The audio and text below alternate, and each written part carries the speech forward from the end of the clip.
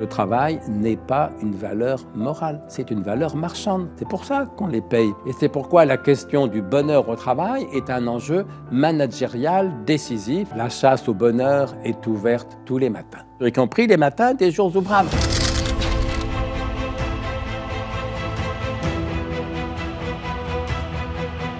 Arrêtez de rêver, c'est du pipeau, ça n'existe pas. Pour la quasi-totalité des salariés, travailler dans telle ou telle entreprise, ça n'est pas d'abord une vocation, ça n'est pas d'abord un plaisir, c'est d'abord une contrainte. Une bonne question à se poser pour un entrepreneur, c'est qu'est-ce qui fait courir mes collaborateurs ?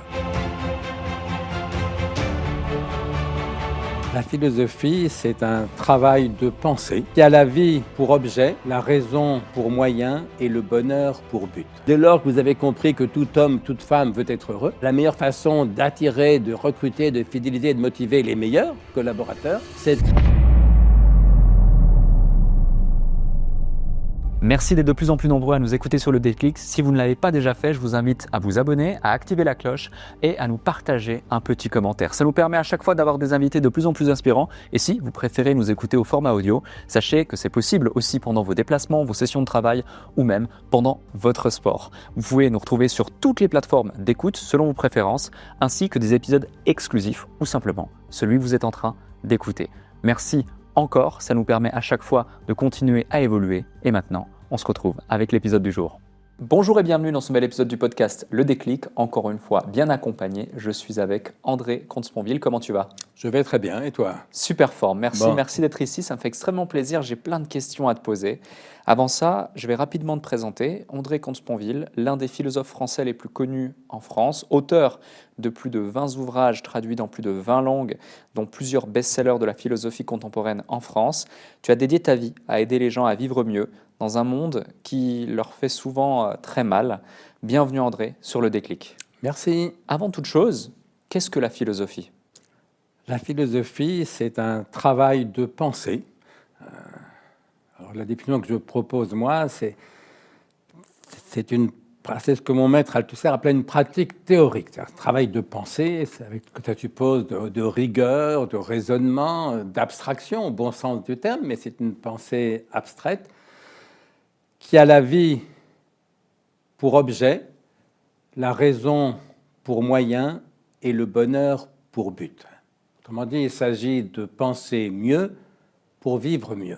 En ajoutant que la philosophie est un travail de pensée, mais que ça n'est pas une science. Autrement dit, en philosophie, il n'y a jamais de démonstration en toute rigueur. C'est pourquoi, d'ailleurs, il y a autant de philosophies différentes qu'il y a de philosophes différents. Il y a une seule physique, il n'y a pas une physique par physicien, mais il y a une philosophie par philosophe, justement parce que la philosophie, c'est un travail de pensée rationnel, mais non démonstratif. Ça n'est pas une science. Et c'est pourquoi chacun doit philosopher lui-même. Parce qu'au fond, dès lors que la physique est une science, par exemple, je n'ai aucune raison personnelle de faire de la physique moi-même. Pourquoi voulez-vous que je me casse la tête pour savoir ce qu'il en est de l'attraction terrestre, par exemple, puisque n'importe quel physicien compétent le ferait par hypothèse aussi bien que moi. Et donc, je préfère que les physiciens s'en chargent. Pareil pour la biologie. Pourquoi voulez-vous que je fasse de la biologie, puisque je trouverais la même chose que n'importe quel biologiste compétent. Je préfère que les biologistes se mettent au boulot. Mais s'agissant de philosophie, c'est différent. Je ne peux pas déléguer mon pouvoir de pensée, puisque si je demande, par exemple, Dieu existe-t-il, une question philosophique bien traditionnelle, la philosophie ne répond pas. Les philosophes répondent, mais ils ne répondent pas tous la même chose. Et donc, pour savoir lequel de ces philosophes pense ce que je pense, auquel j'ai envie de donner raison, il faut que je fasse de la philosophie moi-même. Voilà. Et donc, la philosophie est un travail de pensée qui a la vie pour objet, la raison pour moyen et le bonheur pour but. Et comme ce travail n'est pas scientifique, c'est une aventure individuelle que chacun doit mener pour son propre compte. Donc finalement, elle est ouverte à tous parce qu'une de mes questions, c'était est-elle ouverte aux entrepreneurs et si oui, comment ? J'espère bien qu'elle est ouverte aux entrepreneurs parce qu'effectivement, elle est ouverte à tous, à tout être doué de raison.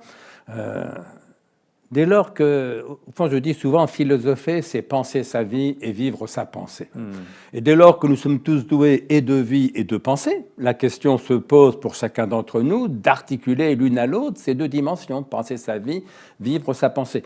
Il faut ajouter qu'on n'y arrive jamais Tout à fait. Il y a toujours du non-pensé dans toute vie et du non-vécu dans toute pensée. D'ailleurs, pourquoi on continue toujours à philosopher? Parce qu'on n'en a jamais fini. Mais dès lors que les entrepreneurs sont doués, eux aussi, et de vie et de pensée, fort heureusement, ils doivent articuler l'une à l'autre ces deux dimensions. Ils doivent penser leur vie, vivre leur pensée. Ils doivent donc philosopher. Mais je dirais, ils le doivent plus que beaucoup de gens, parce que on n'est pas entrepreneur tout seul, en règle générale. Et moi, qui ai beaucoup travaillé dans le monde de l'entreprise, je suis devenu une espèce de spécialiste de ce qu'on pourrait appeler la philosophie du management.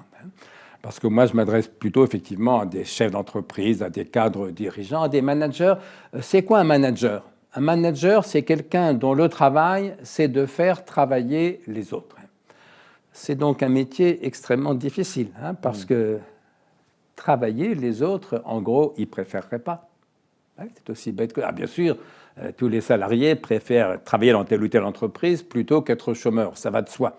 Oui, mais tous, ou presque tous sans doute, préféreraient être rentiers plutôt qu'avoir besoin de travailler dans telle ou telle entreprise pour gagner leur vie. D'ailleurs, je dis souvent aux chefs d'entreprise, quand je fais des conférences en public de chefs d'entreprise, je leur dis souvent, à votre avis, quel pourcentage de vos collaborateurs continueraient à travailler dans votre entreprise s'ils avaient gagné ne serait-ce que 60 millions d'euros au loto européen, comme il y a quelques années, un pizzaiolo de Chambéry, je crois. Combien continueraient à travailler chez vous? Bien, la réponse, qui tendanciellement sera bien sûr très proche de 0%. Oui, le pizzaiolo, il arrêtait de travailler, bien sûr. La réponse, qui tendanciellement sera très proche de 0%, dit assez clairement l'essentiel. C'est à savoir que pour la quasi-totalité des salariés, travailler dans telle ou telle entreprise, ça n'est pas d'abord une vocation, ça n'est pas d'abord un plaisir, c'est d'abord une contrainte. Et bien sûr, il est difficile de faire bien faire aux autres quelque chose qu'ils ne font que parce qu'ils sont contraints de le faire. Eh bien, cette difficulté-là, c'est exactement la difficulté du management. Et c'est d'autant plus important que, historiquement, en pratique, la plupart de nos managers sont d'anciens ingénieurs, d'anciens techniciens, d'anciens experts. Et comme ils étaient bons comme ingénieurs, comme techniciens ou comme experts, on les bombarde managers, ou ils se bombardent eux-mêmes managers, comme si c'était le même métier. Mais ce n'est pas du tout le même métier. Parce qu'un ingénieur, un technicien, un expert, il travaille sur des objets, concrets ou abstraits, mais des objets. Un manager, il ne travaille pas sur des objets, il travaille sur des sujets, ou plutôt il travaille avec des sujets. Ce n'est pas du tout le même métier. Et donc, pour former des managers, il faut leur apprendre à travailler sur de l'humain, avec des sujets, ce qui suppose une formation particulière. Et de ce point de vue, la philosophie, donc Kant disait que la principale question, c'est la question « qu'est-ce que l'homme ?» Voilà. Pour être manager, pour être entrepreneur, donc dès lors qu'on embauche quelqu'un, qu'on a des collaborateurs, il est très important de savoir ce que c'est qu'un être humain et comment se comporter avec d'êtres humains et comment les aider eux-mêmes à avancer. Et donc, un entrepreneur a besoin de philosophie comme n'importe qui, mais il a encore plus besoin de philosophie que les autres dès lors qu'il devient manager, dès lors qu'il est en contact avec autrui. Manager, c'est-à-dire en contact avec ses collaborateurs éventuels, mais aussi marketeur, c'est-à-dire en contact avec le client. Or, le client aussi, c'est un être humain, c'est aussi un sujet, vous voyez. Et donc, la question « qu'est-ce que l'homme ?» le rapport à l'humanité de l'autre, c'est une question décisive pour tout entrepreneur. Or, cette question, elle est philosophique. À quel moment dans ta vie tu rencontres la philosophie? Le tout début, alors peut-être une question de tempérament. Moi, j'étais un enfant plutôt grave, un peu mélancolique et volontiers méditatif. Donc, est-ce que c'est de la philosophie quand on a 10, 12 ans, qu'on s'interroge sur le sens de la vie, sur la mort, le bonheur, le malheur, que sais-je? En partie, c'est de la philosophie bien naïve, mais c'est un peu de la philosophie. Mais la vraie découverte de la philosophie en tant que telle, je pense que c'est ma lecture des Pensées de Blaise Pascal. À l'époque, j'avais 15-16 ans, j'imagine. Peut-être 16-17, je devais être en seconde ou en première, je ne sais plus bien. Et j'étais à l'époque catholique, pratiquant, très fervent, militant à la JEC, la jeunesse étudiante chrétienne. Et j'ai eu la chance d'avoir cette année-là un aumônier dans mon lycée, enfin à côté du lycée, à l'aumônerie, le père Bernard Fayet, qui est un type formidable, qui est devenu un ami très, très cher par la suite, et qui m'avait notamment conseillé de lire Les Pensées de Blaise Pascal. Et donc je me suis plongé dans ce livre, qui est un chef-d'œuvre bouleversant, et qui m'a en effet bouleversé. Non pas d'ailleurs tant pour ce que ça disait sur Dieu. D'ailleurs, sur Dieu, Pascal ne dit pas grand-chose, sinon qu'il est incompréhensible. Non, ça me bouleversait pour ce que ça disait sur l'humanité. C'est-à-dire sur nous tous, et d'abord quelque chose sur moi. Et ce qui me touchait le plus, c'était une vision, alors je dirais maintenant, tragique dans le vocabulaire philosophique usuel. Une vision tragique, c'est-à-dire qu'il y a le sentiment de la misère de l'homme, c'est l'expression de Blaise Pascal, de la difficulté de la vie, et de cette évidence que tout homme veut être heureux et que personne n'y parvient. Alors après, là-dessus, moi, j'ai beaucoup travaillé parce que je pense que si on peut parvenir à un certain bonheur, après tout dépend de ce qu'on entend par bonheur, on pourra y revenir, mais cette vision un peu sombre, existentielle, pour ne pas dire existentialiste, tragique de la condition humaine, ça m'a beaucoup, beaucoup touché. Voilà, je pense que c'est le premier texte de philosophie que j'ai lu. Peu de temps après, j'en ai lu un autre qui était Crainte et tremblement de Søren Kierkegaard, autre penseur tragique, autre penseur chrétien. Et puis, vers la même période, Le mythe de Sisyphe d'Albert Camus, qui là, à l'inverse, était un penseur athée, et une espèce de théoricien du bonheur, puisque dans le mythe de Sisyphe, l'une des conclusions, c'est qu'il est difficile de penser l'absurde, ce que moi j'appellerais le désespoir, et pour Camus, les deux vont ensemble.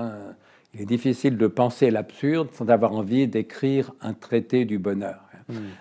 Et au fond, ce traité du bonheur, c'est ce que j'essaierai moi-même d'écrire. Voilà, ça c'est le point de départ. Blaise Pascal, Kierkegaard, Albert Camus, et trois auteurs tragiques, trois auteurs sensibles à la difficulté de vivre, pas des penseurs spontanément optimistes, mais qui m'ont paru tellement vrais, tellement profonds, tellement fraternels en quelque chose, c'est-à-dire que j'y reconnaissais la même humanité qu'en moi. Et puis après, il y a eu le lycée, donc en terminale, où j'ai découvert la philosophie de façon plus scolaire, avec un excellent professeur qui était Pierre Hervé, ancien héros de la résistance, ancien dirigeant communiste, qui avait quitté le Parti communiste en 1956 et qui faisait un cours magistral, très, très exigeant intellectuellement, très clair, mais très dense, un peu austère dans la pédagogie, et qui, moi, m'a fasciné. Voilà, et c'est là où j'ai viré ma cutie, parce qu'au départ, moi, enfant, je rêvais d'être romancier. Parce que j'étais un grand lecteur, et un grand lecteur de romans, notamment d'Alexandre Dumas, et spécialement de toute la série des Trois Mousquetaires. Les Trois Mousquetaires, 20 ans après, le Vicomte de Bragelonne, qui m'avait bouleversé. Donc je rêvais d'être romancier, et puis quand j'ai découvert la philosophie, ça m'a paru encore plus intéressant. Au fond, la vie telle qu'elle est, dans sa complexité, dans sa difficulté, est déjà tellement intéressante. À quoi bon inventer des histoires? Je trouvais que le réel était plus intéressant que la fiction. Il faut ajouter aussi, pour être absolument honnête, qu'en cours de route, j'avais lu, notamment l'été qui a suivi le bac, La recherche du temps perdu de Marcel Proust et Céline.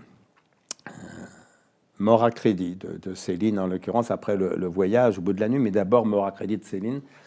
Et que ces deux livres, qui sont des chefs-d'œuvre absolus, là encore, m'ont tellement impressionné que je me disais, j'arriverai jamais à ce niveau-là. Et donc j'ai été un peu découragé en littérature par le génie écrasant de Proust et de Céline, alors qu'en philosophie, bizarrement, alors peut-être avec une part de naïveté ou de prétention, mais je me sentais moins inapte finalement. Et voilà, donc j'ai un peu renoncé à la littérature par manque de talent, du moins c'est le sentiment que j'avais, que j'ai toujours. Et puis aussi, encore une fois, par amour de la vérité. Et je trouvais qu'il y avait plus de vérité à se confronter à la vie réelle telle qu'elle est, plutôt que d'inventer des histoires, c'est-à-dire plutôt que d'écrire des romans. La philosophie comme les livres ont pris beaucoup de place dans ta vie et t'ont beaucoup impacté tout au cours de ta vie. On le voit avec tous ces exemples que tu viens de citer. Pour autant, les gens et les entrepreneurs également lisent de moins en moins, alors qu'en soi, il y a énormément de choses à en tirer. Qu'est-ce que tu partagerais à un entrepreneur qui peut-être ne prend pas suffisamment le temps de lire, de penser et de se concentrer sur ce qui compte réellement? D'abord, lui dire qu'il a tort de ne pas lire, parce qu'on a des tas d'études là maintenant très avancées qui montrent que la lecture non seulement est nécessaire pour la culture générale, mais qu'elle agit sur le cerveau, parce que ce n'est pas les mêmes zones neuronales qui agissent quand on lit et quand on écoute quelque chose à la radio ou en podcast, comme aujourd'hui. Et donc quelqu'un qui ne lit pas laisse une bonne part de son cerveau en jachère. Alors, ils ont le droit, hein, c'est leur problème, mais c'est dommage. C'est dommage. Donc ça, c'est le premier point. Le deuxième point, je leur redirai ce que je disais tout à l'heure, c'est-à-dire qu'en tant que chef d'entreprise, ils ont affaire avec l'humanité de l'autre, leurs collaborateurs, leurs clients, et que donc ce qu'il importe de savoir, c'est ce que c'est qu'un être humain. Voilà. Alors là, on peut rentrer dans le vif du sujet. La vraie question, au fond, à se poser quand on est manager, je prends encore une fois l'exemple du management, plus que du simple entrepreneur, parce qu'on peut être entrepreneur tout seul, on ne peut pas être manager tout seul. Mais si on est entrepreneur, on ne reste pas seul très longtemps. Et donc, s'agissant de ce qu'on peut appeler la philosophie du travail, une bonne question à se poser pour un entrepreneur, c'est qu'est-ce qui fait courir mes collaborateurs? C'est la question du sens du travail. Après quoi courent-ils? Alors, est-ce que les salariés, ils courent après le travail? Ben non. Je le dis en commençant, travailler, ils ne préféreraient pas. Et évidemment, ils ont bien raison, le travail, ce n'est pas une fin en soi, le travail, ce n'est qu'un moyen. Ouais. Et le propre de tout moyen, c'est de servir à autre chose qu'à lui-même. Alors, si les salariés ne courent pas après le travail, est-ce qu'ils courent après la morale, après la vertu, après cette fameuse valeur travail dont on nous rebat les oreilles depuis des années? Là encore, évidemment, non. Et pour une raison très simple mais très forte, c'est que le travail n'est pas une valeur morale, c'est une valeur marchande.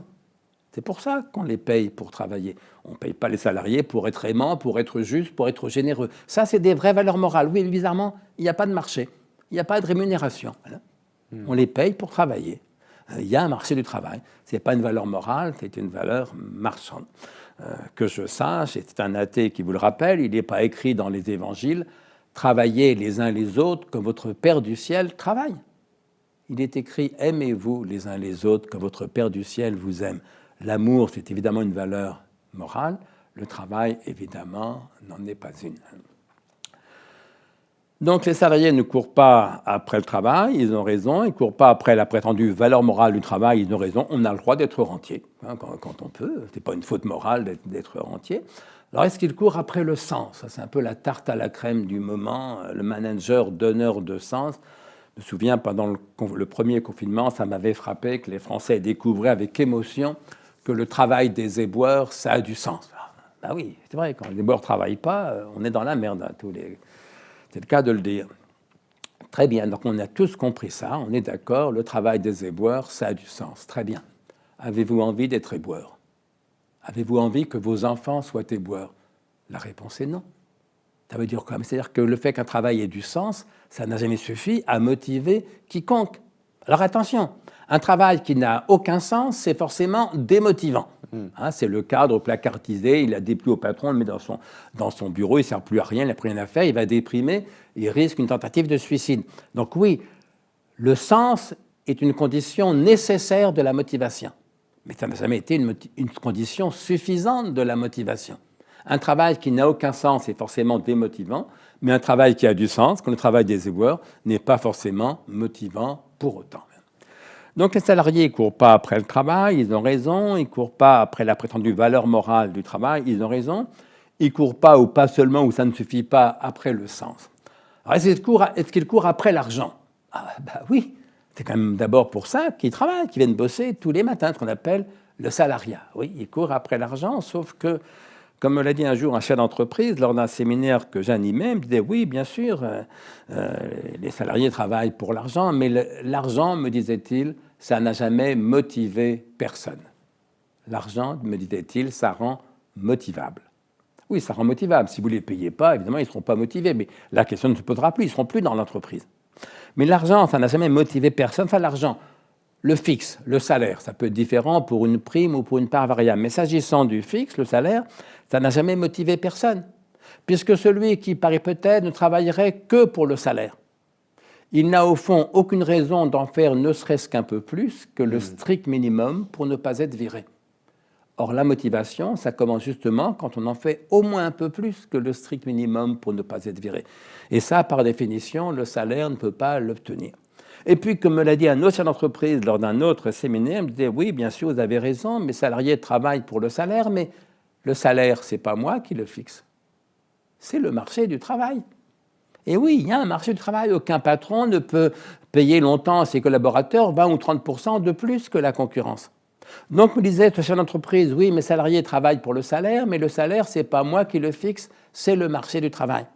Si bien que ma valeur ajoutée de manager, me disait-il, et j'aime beaucoup cette notion de valeur ajoutée de manager, si bien que ma valeur ajoutée de manager, elle n'est pas dans le salaire. Elle est dans les autres raisons que le salaire, que mes salariés ont de venir travailler chez moi et surtout de rester à travailler chez moi. Et il concluait en me disant, écoutez, j'ai beau tourner le problème dans tous les sens, la seule réponse que je trouve, c'est que s'ils viennent travailler chez moi, s'ils restent à travailler chez moi, c'est qu'ils y trouvent un certain plaisir, un certain bonheur. Il me semble qu'il avait évidemment raison. Après quoi courent les salariés? Ils ne courent pas après le travail, ils ne courent pas après la prétendue valeur morale du travail, ils ne courent pas ou pas seulement après le sens, ils ne courent pas seulement après l'argent, ils courent d'abord après le bonheur, comme vous, comme moi, comme tout le monde. C'est ce que Stendhal appelait joliment au XIXe siècle la chasse au bonheur. Stendhal écrit quelque part, la chasse au bonheur est ouverte tous les matins. Ce qui est très vrai, bien sûr, y compris les matins des jours ouvrables. Mais attention, tous les salariés viennent bosser parce qu'ils courent après le bonheur. Oui, mais pour une partie d'entre eux, le bonheur commence à 17h30, 18h, quand ils quittent la boîte. C'est con d'attendre la fin de la journée pour commencer à être heureux. Pour d'autres, le bonheur commence le vendredi soir, au début du week-end. C'est con d'attendre la fin de la semaine pour commencer à être heureux. Pour d'autres, le bonheur commence début juillet, début août, quand ils partent en vacances. Et c'est con d'attendre la fin de l'année scolaire pour commencer à être heureux. Pour d'autres, croit-il, le bonheur commencera quand ils seront à la retraite. Alors là, c'est très très con d'attendre la fin de la vie pour commencer à être heureux. Vous voyez, le problème, c'est que tout le monde travaille pour être heureux, mais ça ne veut pas dire que tout le monde est heureux au travail. Parce qu'on travaille pour être heureux, parce que c'est plus facile d'être heureux quand on a un salaire, qu'on gagne bien sa vie, que lorsqu'on est au chômage et qu'on vit dans la misère, bien sûr. Mais ça ne veut pas dire qu'on est heureux au travail. Or, quel est l'intérêt majeur d'une entreprise? C'est très simple, attirer les meilleurs collaborateurs, les recruter, les fidéliser, les motiver. Or, dès lors que vous avez compris que tout homme, toute femme veut être heureux, la meilleure façon d'attirer, de recruter, de fidéliser et de motiver les meilleurs collaborateurs, c'est de créer des conditions telles qu'ils aient le sentiment qu'ils sont plus heureux en travaillant dans cette entreprise-ci qu'ils ne le seraient en travaillant dans une autre entreprise. Et c'est pourquoi la question du bonheur au travail est un enjeu managérial décisif, et c'est ça que j'essaye de faire comprendre aux entrepreneurs quand ils m'invitent à leurs travaux. Je suis assez aligné avec tous ces éléments et justement, il y a un point, tu parles de bonheur, tu parles de plaisir, tu parles d'être heureux, mais pour beaucoup, c'est intangible. On ne sait pas, est-ce que je suis vraiment heureux? Et certains, toute leur vie, courent après le bonheur. C'est quoi le bonheur? C'est quoi être heureux? Alors ça, c'est la grande question que j'évoquais en commençant. C'est une question difficile parce qu'en vérité, le bonheur, le mot fait partie du langage courant, mais personne ne sait exactement comment le définir. Kant, immense philosophe allemand du XVIIIe siècle, disait à juste titre « Le bonheur est un idéal non de la raison, mais de l'imagination ». Autrement dit, le bonheur, personne ne sait exactement, tout le monde en rêve, idéal de l'imagination, mais personne ne sait exactement ce que c'est, ni encore moins comment l'atteindre. Eh bien moi, je vais vous proposer une définition. Alors, avant de dire ce qu'est le bonheur, commençons à dire ce qu'il n'est pas. Commençons par évacuer quelques définitions erronées. Si vous regardez dans le dictionnaire, dans le Petit Larousse, je l'ai fait récemment, et vous allez voir à bonheur, il y a marqué état de complète satisfaction. Et ça rejoint à peu près la tradition. Être heureux, ça serait la satisfaction de tous nos désirs. Alors si c'est ça, là pour le coup, Pascal a évidemment raison. Personne n'est heureux. Pourquoi? Mais parce que nos désirs sont ouverts à l'infini et notre vie est vouée à la finitude. Et donc il y a toujours une part d'insatisfaction dans notre vie. Personne ne vit dans un état de pleine satisfaction. D'ailleurs, les Stones l'ont chanté il y a bien longtemps, « I can't get no satisfaction ». Je ne suis pas satisfait. Et c'est l'expérience du tout. C'est d'ailleurs, on voit bien que les Français n'arrêtent pas de se plaindre. Ils ne sont pas du tout satisfaits. Alors que, ça c'est intéressant, quand on demande aux Français « Êtes-vous heureux ?», c'est un sondage qu'on fait en gros tous les ans, il y a entre 7 et 8 Français sur 10 qui répondent oui à cette question, qui disent oui, je suis heureux. Mais alors, si vous croyez que 8 Français sur 10 sont pleinement satisfaits, vous n'avez jamais regardé la télévision ni lu un journal de votre vie. Non, non, les Français n'arrêtent pas de râler. Les Français sont mécontents. Les Français sont insatisfaits. Ça n'empêche pas d'être heureux. Ça veut dire que le bonheur n'est pas un état de pleine satisfaction. Voilà. Donc le bonheur, ça n'est pas ce que j'appelle la plénitude. Voilà, j'entends par plénitude la satisfaction de tous nos désirs. De tous nos désirs. Ça, c'est impossible, ça n'existe pas. Le bonheur, ça n'est pas non plus une joie constante, permanente, immuable. Ça, c'est ce que j'appelle la félicité. C'est impossible, parce que la joie, par définition, elle est explosion, mouvement, changement, passage, comme dit Spinoza. Une joie immuable, ce ne serait plus une joie. Donc le bonheur n'est ni la satisfaction de tous nos désirs, la plénitude, ni une joie constante, la félicité. Alors si le bonheur n'est ni la plénitude ni la félicité, qu'est-ce que le bonheur? Alors, je vais vous proposer une définition qui va vous paraître bien décevante, triviale et décevante, et dont je crois pourtant qu'elle est en vérité extrêmement éclairante. Ma définition, c'est de dire que le bonheur, c'est simplement le contraire du malheur. Vous allez me dire, on n'est pas très avancé. On est considérablement avancé. Parce que le bonheur, à la limite, personne ne sait ce que c'est. Idéal de l'imagination, non de la raison. Mais le malheur, on sait ce que c'est. Enfin, on sait ce que c'est. Vous, je ne sais pas, mais moi, je sais. Je l'ai vécu. Le malheur, ce n'est pas un idéal de l'imagination. Ce n'est pas un idéal du tout. C'est une expérience. On l'a vécu ou pas. Et quand on a vécu l'expérience vraie du malheur, on doit pouvoir savoir ce que c'est, puisqu'on l'a vécu. Et si on sait ce qu'est le malheur, comme par hypothèse le bonheur c'est le contraire, si je sais ce qu'est le malheur, je saurai ce qu'est le bonheur. Alors mon expérience vraie du malheur m'amène à en proposer la définition suivante. J'appelle malheur tout laps de temps, toute durée, où toute joie paraît immédiatement et continuellement impossible. Vous vous réveillez le matin, la joie n'est pas là, et vous savez de source sûre qu'elle ne sera pas là de la journée, ni les jours ou les semaines qui suivent. Parce que vous avez perdu l'être que vous aimiez le plus au monde, ou parce que vous souffrez atrocement d'une maladie incurable, que sais-je. Toute joie vous paraît immédiatement et continuellement impossible, vous êtes malheureux. Le bonheur, disais-je, c'est le contraire du malheur. Si j'appelle malheur tout laps de temps où toute joie paraît continuellement et immédiatement impossible, j'appelle bonheur tout laps de temps, toute durée, où la joie paraît immédiatement et continuellement possible. Pas toujours réelle, arrêtez de rêver, ça c'est la félicité, c'est du pipeau, ça n'existe pas. Mais immédiatement et continuellement possible. Par exemple, vous vous réveillez le matin. La joie est là ou elle n'y est pas. Pour moi, pour tout dire, le matin, elle y est rarement. J'ai des réveils plutôt difficiles. Mais vous savez que la joie peut venir, qu'elle va venir sans doute dans la journée, et puis qu'elle repartira, et puis qu'elle reviendra. Eh bien, ces longues périodes, parce que là, ça peut durer des mois ou des années, où la joie vous paraît immédiatement et continuellement possible, c'est ce que j'appelle le bonheur. Alors, des fois, les gens me disent, c'est pas le sens ordinaire du mot. Oui, si on l'entend avec le petit Larousse, par bonheur, la satisfaction, la pleine satisfaction de tous nos désirs. Mais là encore, quand les Français répondent oui à la question êtes-vous heureux, enfin, quand 8 Français sur 10 répondent oui à la question êtes-vous heureux, ça ne veut pas dire qu'ils sont pleinement satisfaits, ça ne veut pas dire que tous leurs désirs sont satisfaits, on en est très loin.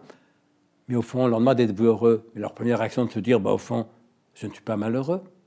Et si je ne suis pas malheureux, oui, je suis heureux.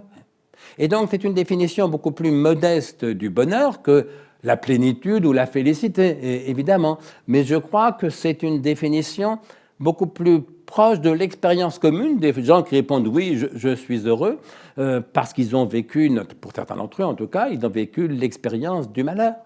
Et donc moi, quand quelqu'un me dit le bonheur, ça n'existe pas, j'ai envie de leur dire deux choses. Un, vous confondez le bonheur et la félicité, ou le bonheur et la plénitude, enfin du moins, on n'appelle pas bonheur la même chose. Si vous entendez par bonheur la félicité ou la plénitude, vous avez raison, ça n'existe pas. Pascal a raison, d'ailleurs Freud disait la même chose, là-dessus je suis d'accord.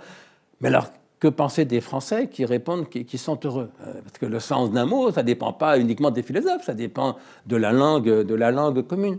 Donc quand quelqu'un me dit, comme Pascal ou comme Freud, le bonheur, ça n'existe pas, je me dis, un, ce qu'il appelle bonheur, c'est ce que moi j'appelle la félicité ou la plénitude. Ils ont raison, ça n'existe pas, mais après, c'est une question de définition. Chacun est maître de son vocabulaire.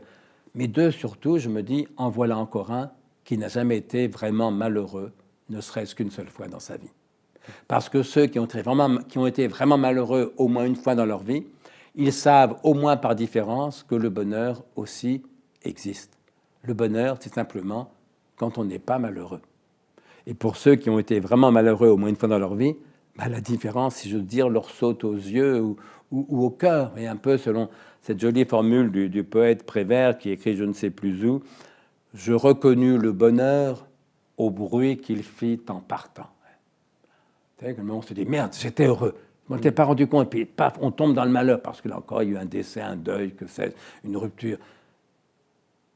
Une fois, inversement, qu'on a vécu le malheur, quand on redécouvre que la joie redevient possible, c'est ce que Freud appelle le travail du deuil. Le travail du deuil, c'est tout le travail après la perte d'un être cher, qui fait que la joie qui semble impossible sur le coup va lentement, au bout de plusieurs semaines, parfois de quelques mois, va redevenir possible.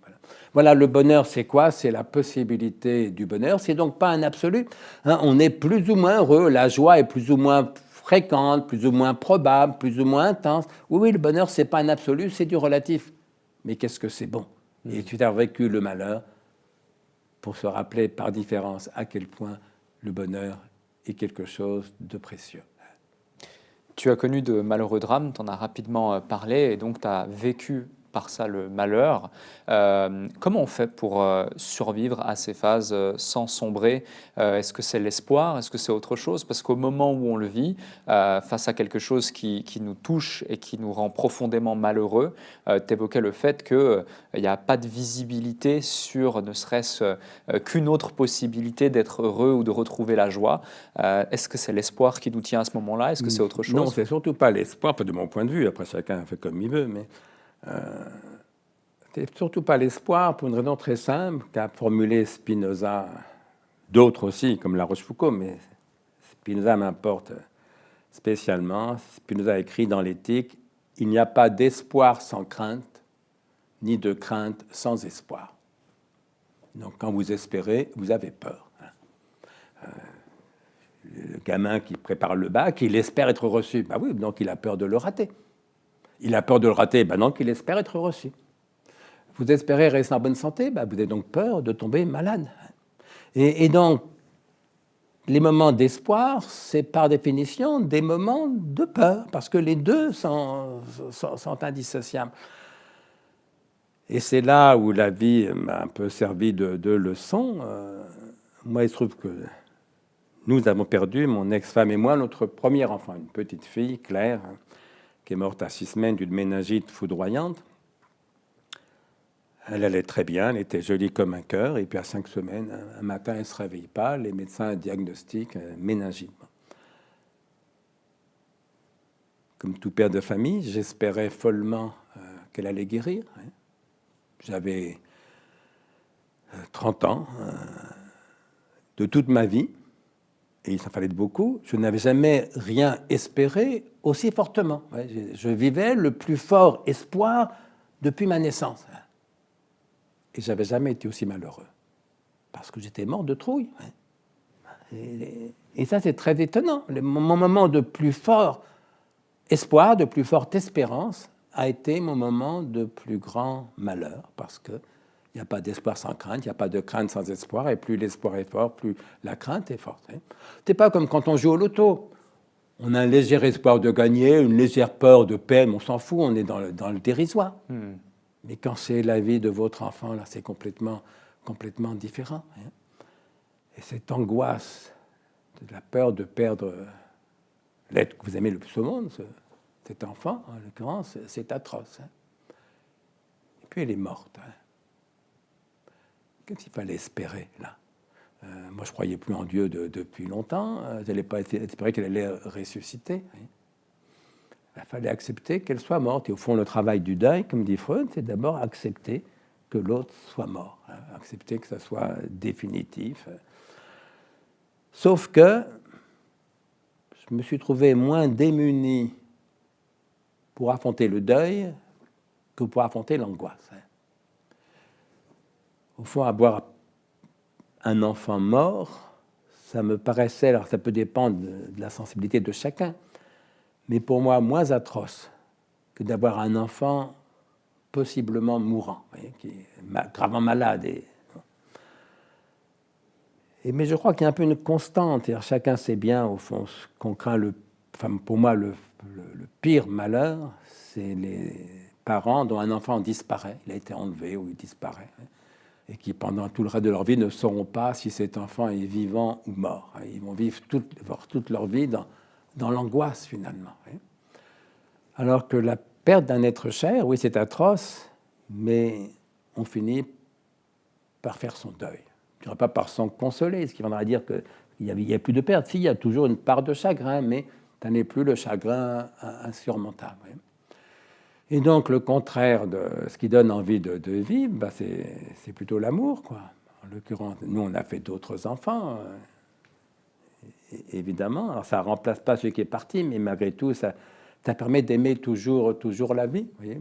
Et donc, pour répondre à votre question le plus simplement et le plus clairement possible, ce qui permet de surmonter le malheur, ce n'est pas l'espoir, c'est l'amour. Et d'abord, l'amour de la vie, parce que vous avez beau avoir perdu l'être que vous aimez le plus au monde, vous êtes vivant, vous n'allez pas vous tirer une balle dans la tête, du moins j'espère bien que non. Oui.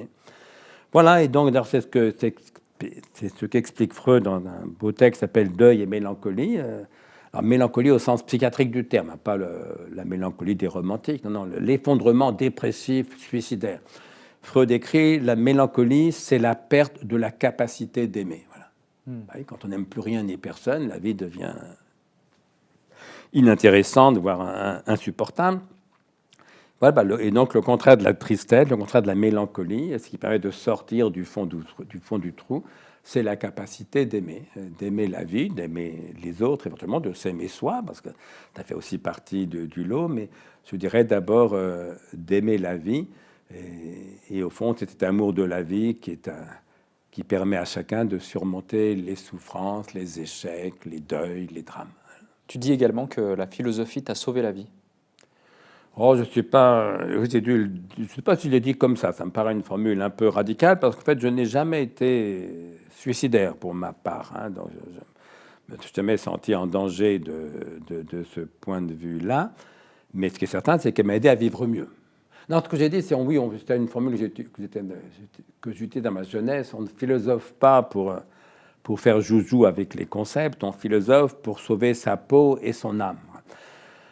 Et c'est vrai, mais c'est une formule un peu de jeunesse, parce que sauver sa peau, fort heureusement, la question ne se pose pas tous les jours. Et sauver son âme, c'est une espèce de métaphore. Mais ce que je dirais maintenant, c'est qu'en effet, je vis mieux grâce à la philosophie que je n'aurais vécu sans, et d'autant plus que moi... Peut-être que j'avais vécu une enfance un peu douloureuse avec une mère dépressive et un père très méprisant, très rejetant. Donc j'étais un enfant grave, je le disais en commençant, et peu doué pour le bonheur. Mes souvenirs d'enfance, ce n'est pas des souvenirs de bonheur, c'est des souvenirs de tristesse, de mélancolie et d'angoisse, bien souvent, surtout pour ma mère, dont je craignais qu'elle se suicide, parce qu'elle avait fait 2 tentatives déjà, et elle en fera une 3e et beaucoup plus tard, et dont elle ne se relèvera pas. Donc je me suis sorti de l'enfance peu doué pour le bonheur.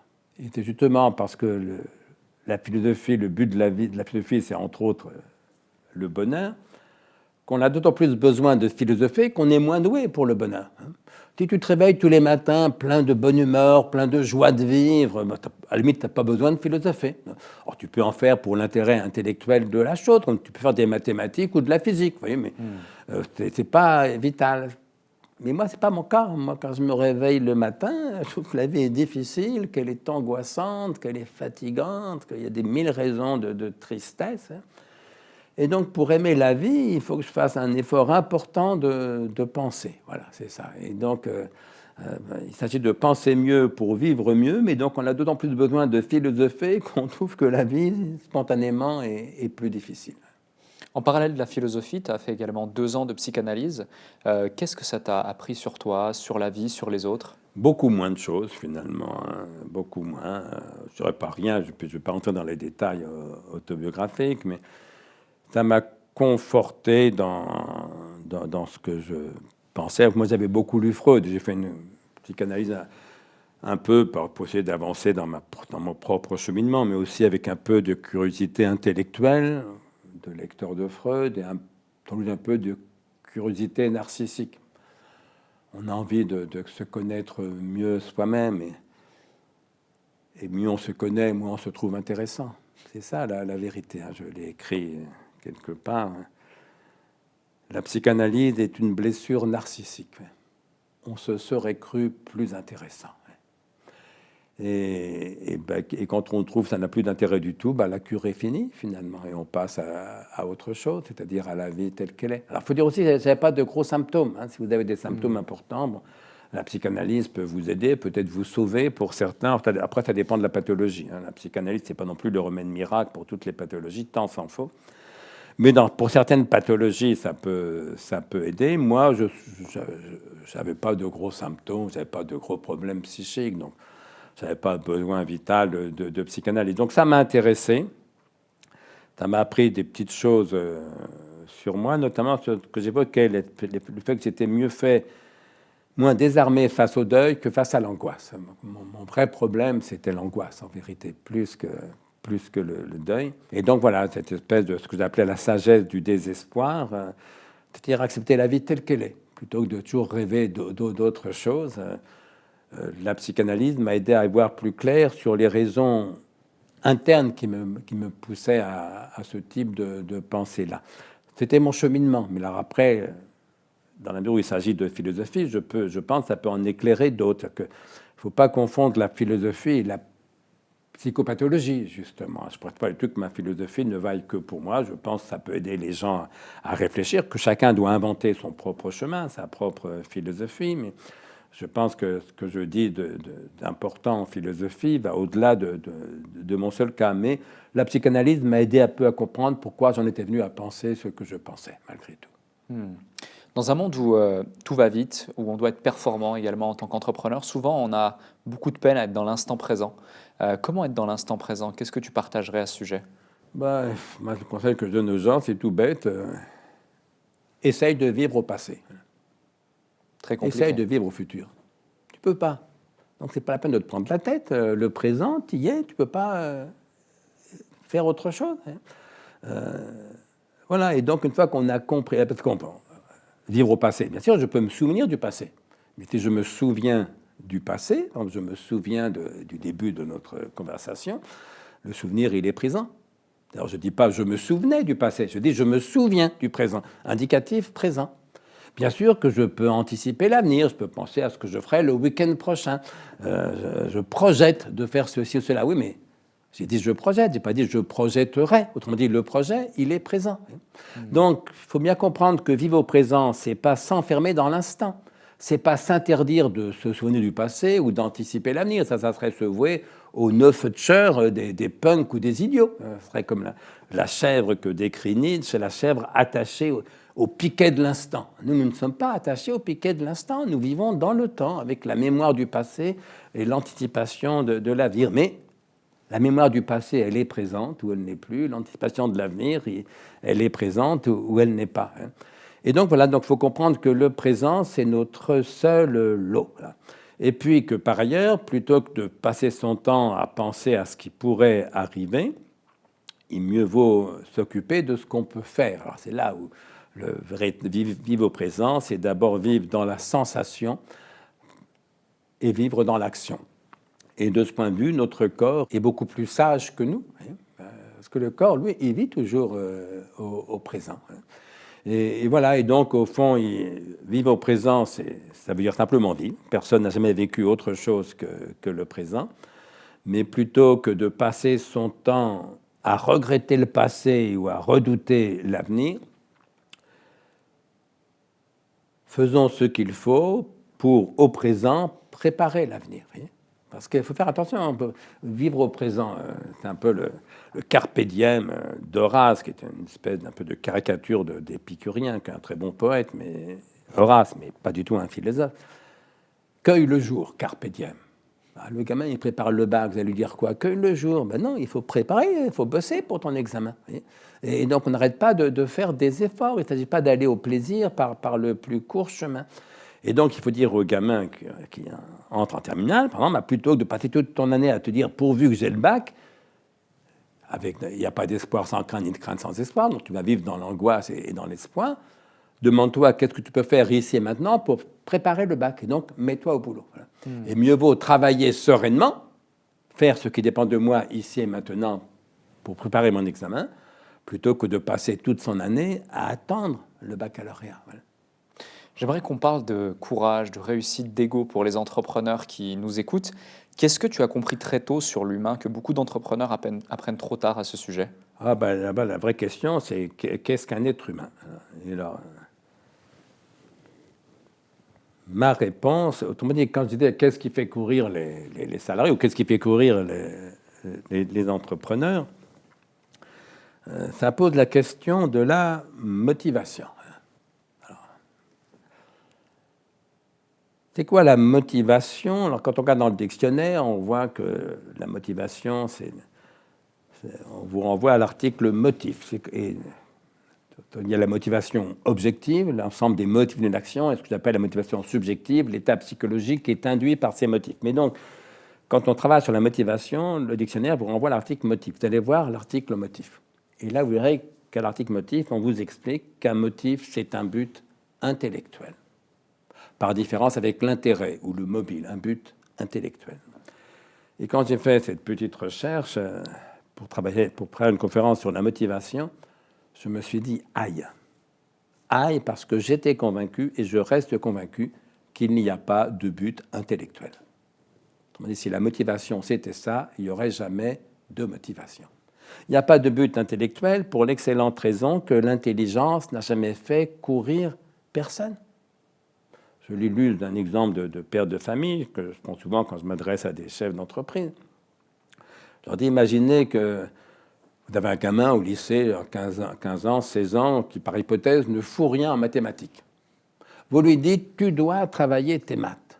Le gamin te répond, d'accord papa, je veux bien travailler mes maths, mais à une condition. C'est que tu me démontres mathématiquement qu'il faut faire des mathématiques. Eh bien là, t'es mal. T'es mal, t'es même très mal, parce que le plus grand mathématicien du monde est incapable de démontrer mathématiquement qu'il faut faire des mathématiques. Pour une raison très simple, mais très forte, c'est que la proposition « il faut faire des mathématiques » n'est pas une proposition mathématique. C'est bien que pour motiver ton gamin à travailler ses maths, tu vas devoir agir non pas sur son intelligence, mais sur son désir, bien sûr. Et comme par hypothèse, il n'a pas envie de faire des mathématiques, s'il aimait ça, il n'y aurait pas de problème. Tu vas devoir trouver autre chose que les mathématiques, autre chose que ton gamin désire, pour le motiver à faire des mathématiques qu'il ne désire pas. Par exemple, tu vas lui dire, écoute, il faut travailler tes maths parce que tu m'as dit que tu voulais faire médecine plus tard. Voilà, pour faire médecine dans de bonnes conditions, il vaut mieux avoir un bon niveau en mathématiques. Le gamin ne désire pas faire des maths, il désire faire médecine. Tu t'appuies sur la médecine qu'il désire pour le motiver à faire des mathématiques qu'il ne désire pas. Ça, c'est le cas de figure idéal, mais il faut dire au jeune père que tu es peut-être que ça n'arrive pratiquement jamais dans la vraie vie, ce genre de choses. Si, comme c'est plus vraisemblable, le gamin ne désire aucune étude en particulier, tu vas devoir baisser d'un cran. Et tu vas lui dire, écoute, il faut travailler tes maths pour faire plaisir à ta mère, pour faire plaisir à ton père. Le gamin n'aime pas les maths, mais c'est un gentil gamin, il aime ses parents, il a envie de leur faire plaisir. Tu t'appuies sur le désir qu'il a de te faire plaisir pour le motiver à faire des mathématiques qu'il ne désire pas. Et si même ça ne marche pas, tu descends encore d'un cran et tu lui dis, écoute, il faut travailler tes maths parce que si tu as la moyenne à ton prochain contrôle, je t'achète une nouvelle tablette, un nouveau téléphone portable, que sais-je.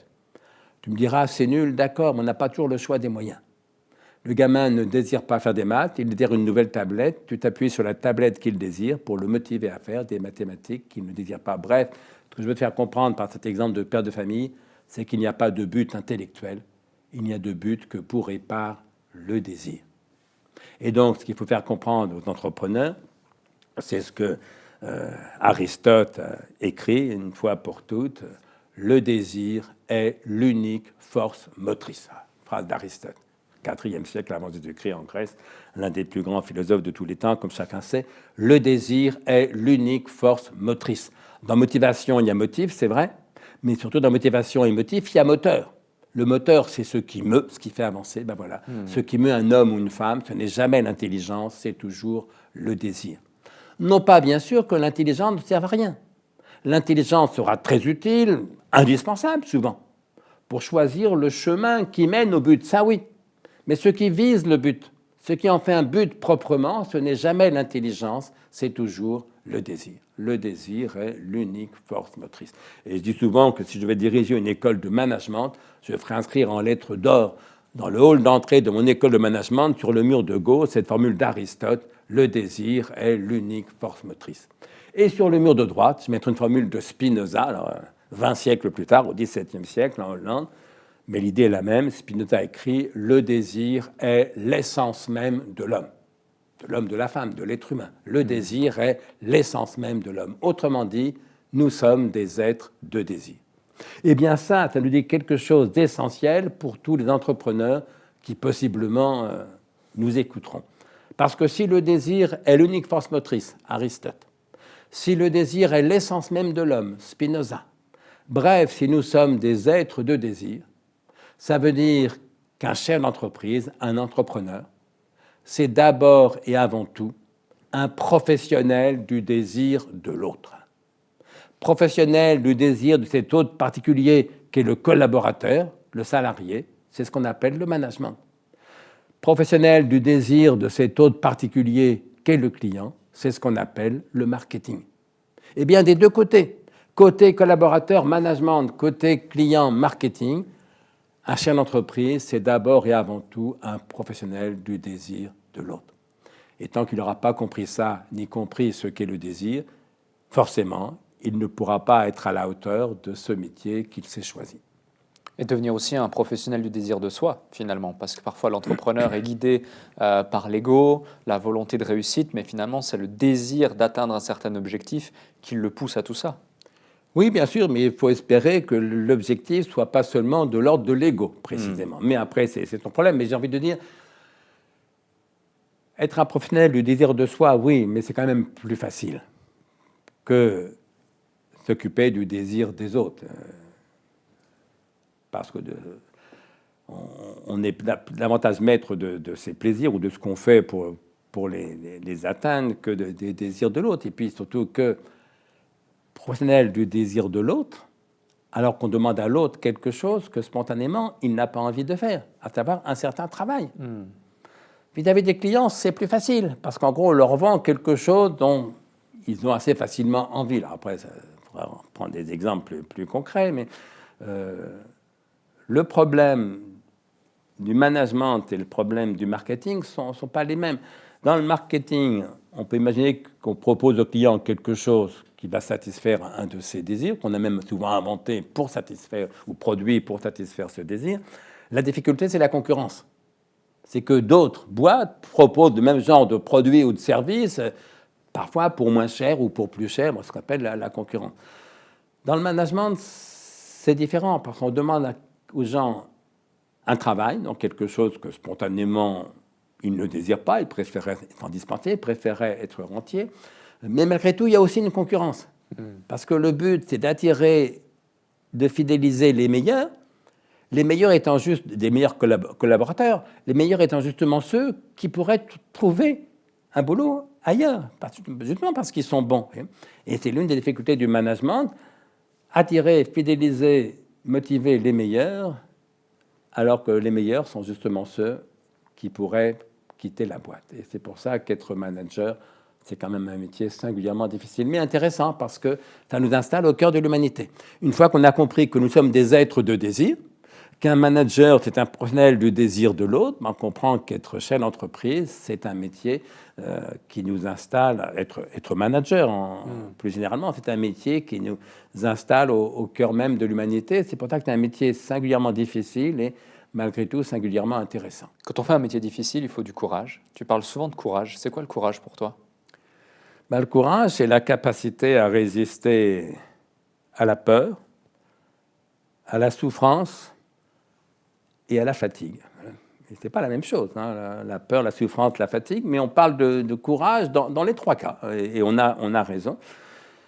Et comme la peur, la souffrance et la fatigue sont quand même omniprésentes, alors pas chacune des trois, on n'a pas toujours peur, on n'est pas toujours fatigué, on n'a pas toujours mal, mais il y a très peu de moments dans la vie où on est mal absolument nulle part, où on n'est peur de rien et où on n'a aucune fatigue.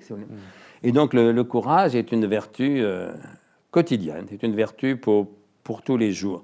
Il ne faut pas la valoriser à l'excès, cette vertu du courage. Pourquoi? Parce que c'est assurément une vertu, parce qu'on n'arrive à rien de bien sans courage, mais le problème, c'est qu'un salaud peut être courageux aussi.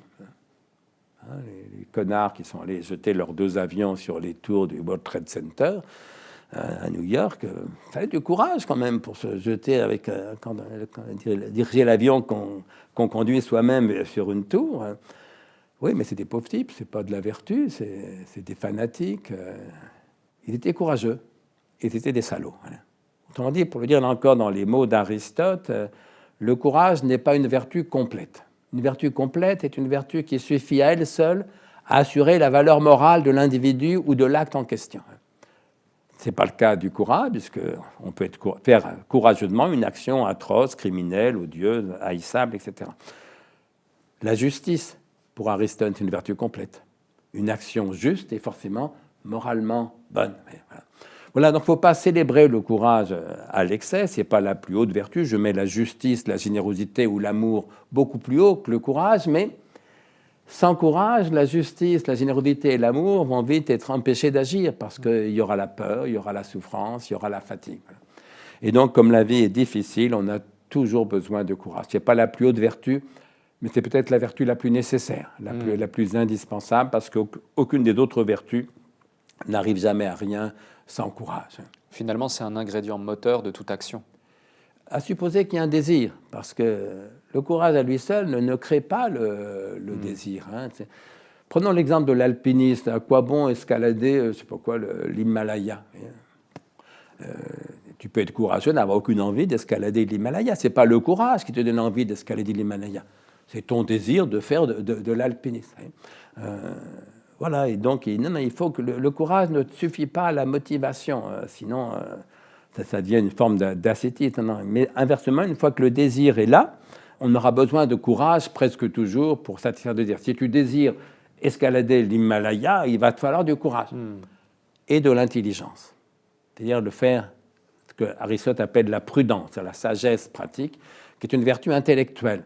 L'intelligence ne dit pas du tout s'il faut ou pas escalader l'Himalaya, ça c'est une question de désir, c'est une question d'intelligence.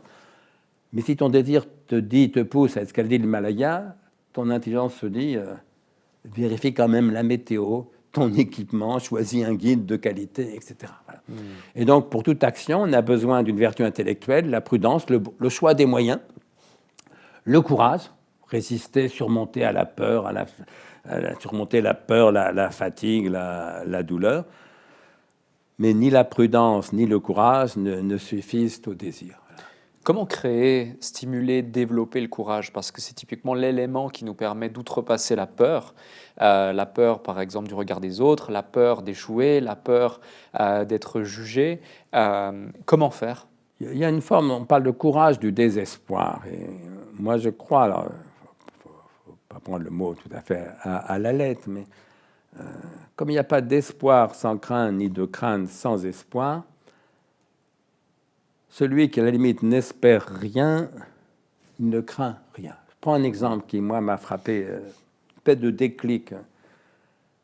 toutes les phrases que j'ai lues, et j'en ai lu évidemment pas mal, mais il y en a une qui a fait un petit peu un déclic, c'est une phrase de Baudelaire, dans ses cahiers intimes. Baudelaire écrit exactement ceci.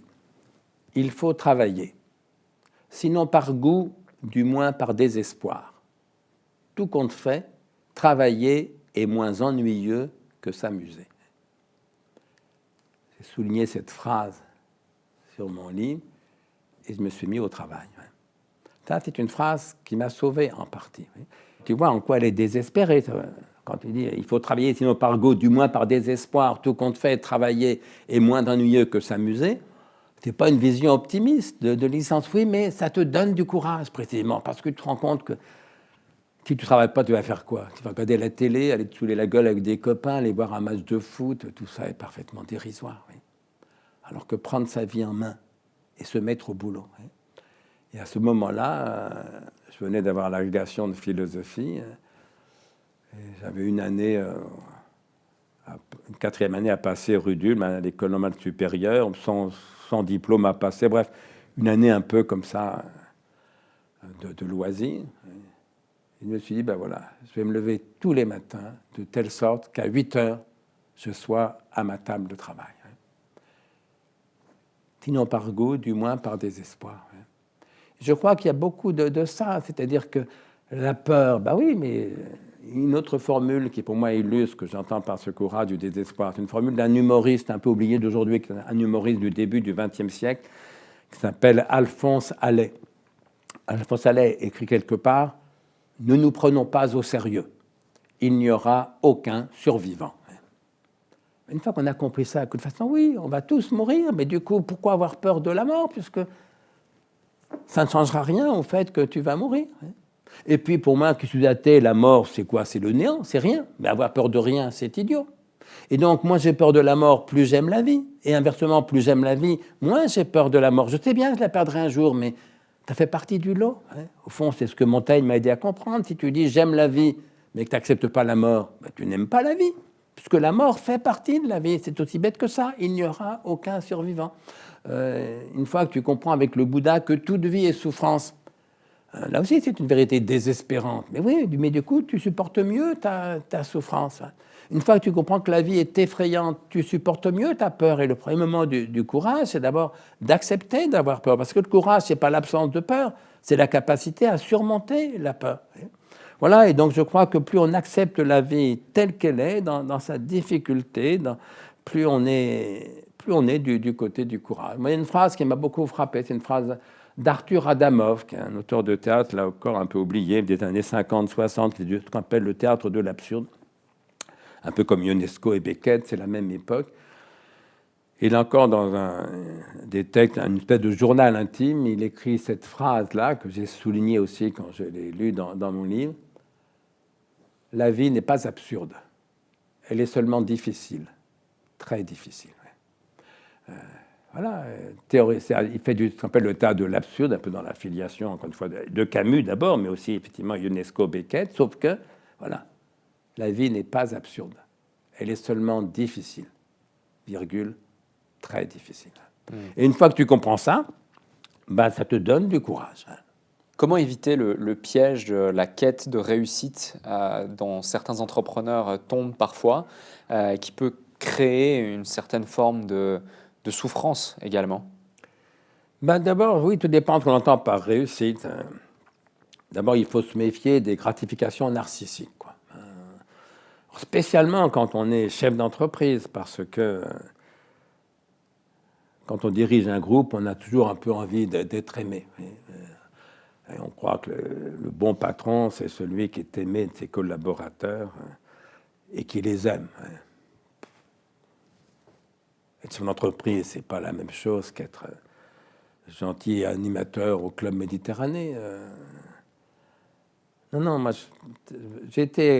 quand je parle au chef d'entreprise, je m'appuie sur mon expérience de prof. Quand j'étais jeune prof, j'aimais plutôt bien mes élèves, je les trouvais sympathiques. Moi, je trouve que l'adolescence est un âge formidable. Et comme j'étais un bon prof sympa, ils m'aimaient bien. Et donc, je faisais un cours pourquoi de philo, les gamins avaient tendance à sortir de la classe en disant Comte Sponville, quand même, il est formidable, avec des étoiles dans les yeux. C'était un mauvais cours. Le cours ne portait pas sur Comte Sponville, il portait par exemple sur Aristote. Les gamins auraient dû sortir de la classe en disant putain, Aristote, quel génie. Sauf que quand vous avez 24 ans, quand vous commencez à enseigner, votre première tendance, c'est plutôt de séduire ces 30 ou 35 adolescents plutôt que de faire votre boulot de prof. Alors ça, ça s'appelle le narcissisme pédagogique. C'est quoi le narcissisme pédagogique? C'est mettre son éventuel talent pédagogique au service de son ego. Et c'est ce que j'ai fait, mais comme tout jeune prof, au début de ma carrière. Sauf que je n'étais pas payé par l'État pour faire le succès de Comte Sponville. J'étais payé par l'État pour transmettre un certain savoir, une certaine tradition, la philosophie. Et d'où ce que j'appelle le narcissisme managérial, et j'attire l'attention des entrepreneurs sur ce danger-là. Qu'est-ce que j'entends par narcissisme managérial? C'est le manager qui met son éventuel talent managérial, son éventuel charisme, au service de son ego. Mais c'est un contresens sur le management. Le manager salarié, il n'est pas payé par son patron pour être aimé de ses collaborateurs. Le bon prof de philo, ce n'est pas celui qui aime beaucoup ses élèves ou qui est aimé d'eux. Le bon prof de philo, c'est celui dont les élèves aiment la philosophie. C'est bien plus difficile d'obtenir ça. Le bon prof de maths, ce n'est pas celui qui aime les adolescents ou qui est aimé d'eux. Le bon prof de maths, c'est celui dont les élèves aiment les mathématiques. C'est ça le cœur du métier. Et donc, le bon manager, ce n'est pas celui qui aime ses collaborateurs ou qui est aimé d'eux. Le bon manager, c'est celui dont les collaborateurs aiment leur métier. C'est-à-dire se réjouissent de faire ce métier-là, dans cette entreprise-là, avec ces gens-là. Alors, bien sûr, tu me comprends bien, si tu es entrepreneur et que tous tes collaborateurs te détestent, il y a un gros problème de management. Et puis, si tu n'aimes personne, effectivement, change de métier. Tu n'es pas fait pour être manager. Autrement dit, mieux vaut avoir un rapport plutôt de bienveillance, d'empathie, un peu de chaleur humaine. Évidemment, si tout le monde te déteste ou si tu détestes tout le monde, tu ne seras pas un bon manager, mais ce n'est pas parce que tu aimes tout le monde et que tout le monde t'aime que tu es un bon manager. La difficulté, c'est de faire en sorte que tes collaborateurs, ils aiment leur métier, c'est-à-dire qu'ils se réjouissent de faire ce métier-là dans cette entreprise-là, avec ces gens-là. C'est bien autre chose qu'une affaire de séduction. Voilà. Et donc, vouloir réussir, après tout, pourquoi pas? Tout le monde préfère réussir qu'échouer. Bon, mon idée, c'est qu'il y a toujours une part de réussite, une part d'échec. Mais l'important, c'est de ne pas concevoir son travail d'entrepreneur comme un argument de séduction narcissique. Voilà. Il s'agit de réussir une aventure, de réussir une œuvre, de créer une entreprise, par exemple, et pas de se faire valoir soi-même en tant qu'individu. Quand tu observes les entrepreneurs, les dirigeants, les chefs d'entreprise, les gens qui portent beaucoup de charges sur leurs épaules, qui ont beaucoup de responsabilités, quelle est selon toi l'erreur mentale la plus fréquente qu'ils font et qui leur coûte finalement? Il y a une erreur assez fréquente chez les gens qui réussissent, c'est de ne pas accepter que tout le monde n'ait pas les mêmes capacités qu'eux.